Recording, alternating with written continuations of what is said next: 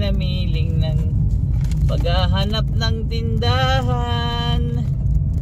Nakarating naman tayo sa may Make a U-turn.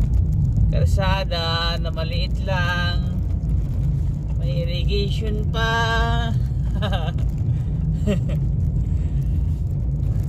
Ano ba itong napuntahan natin na lugar? In 600 meters, turn left.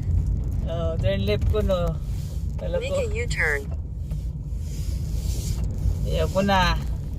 Loko mo na ako. Kaya talaga na-waste ka. Saan mo ko dinadala ha? Nakarating na ako dito sa may mga In 400 meters, make a U-turn. maghanap ka ng kausap mo. Ayos talaga yung pagbabali dito sa tindahan. Nakakarating ka kung saan gawa ng lunglat. Napunta na doon sa palayan.